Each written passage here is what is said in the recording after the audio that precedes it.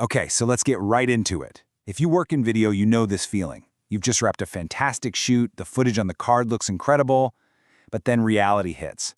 You're facing that long, frustrating journey from the camera card to a finished timeline. We're going to talk about how to build a bridge over that gap and get you to the fun, creative part of your edit way, way faster.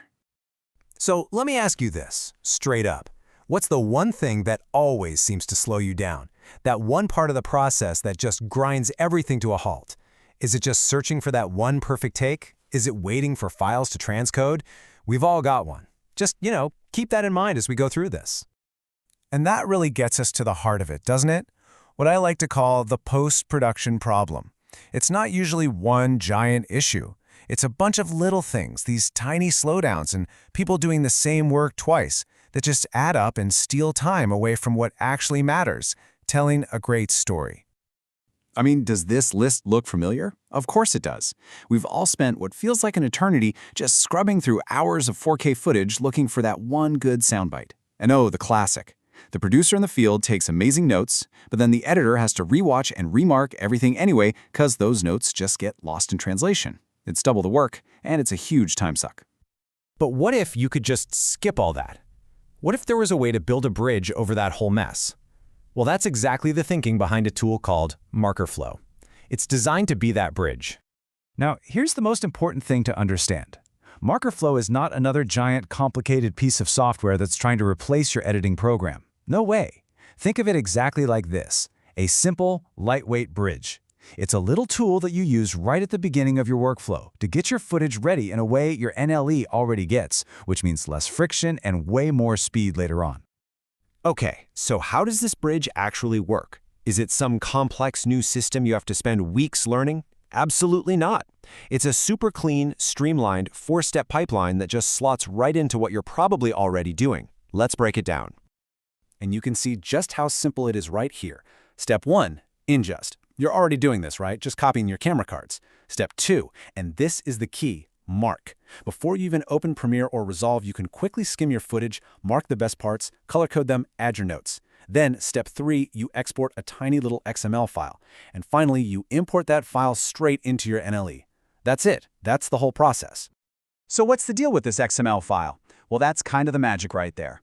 The best way to think about it is like a universal map. It's not the video footage itself. It's just a set of instructions. It's pure metadata.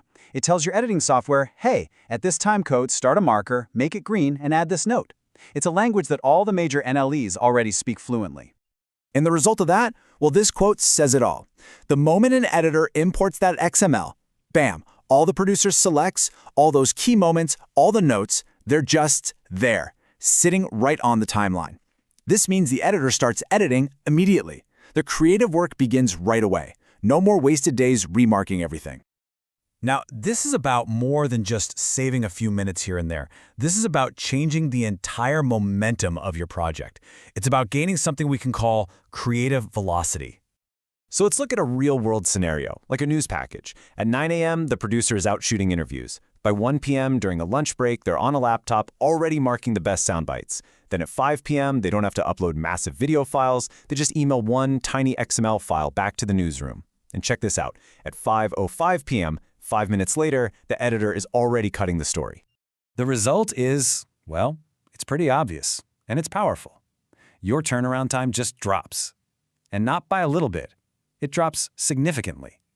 A story that might have taken until the next day to edit can now get on the air tonight. That is a huge competitive advantage. And this really defines that core idea perfectly. This is the velocity benefit. Every single second you aren't doing rework, every moment you're not just scrubbing through footage or redoing notes, is a moment you get back for the actual craft, for trying a different cut, for tweaking the pacing, for finding that perfect shot. That's what really matters, right? So, let's bring it all home. This isn't about throwing out your entire workflow and starting over. It's about accelerating it. It's about making one small, smart change right at the beginning that pays off big time all the way down the line. And to make sure this all goes super smoothly, here are a few pro tips. Exporting a separate XML for each camera, that keeps your editor's timeline nice and clean.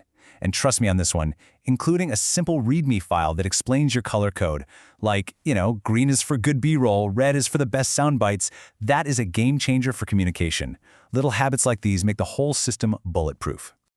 So, here's the whole thing in a nutshell. You capture those key moments right at the start. By doing that, you radically compress the entire project timeline. And the best part? You free up your team from all the boring busy work so they can focus on what they were hired to do, the creative stuff that actually makes the final product great. And that kind of leaves us with one last thing to think about. Seriously, imagine all those hours you spend right now just looking for the good stuff. What if you just got all that time back? If you could literally eliminate remarking forever, what would you create with that extra time? Would you try more experimental edits? Would you perfect the sound mix? Would you find an even better story inside the footage? That's the real question.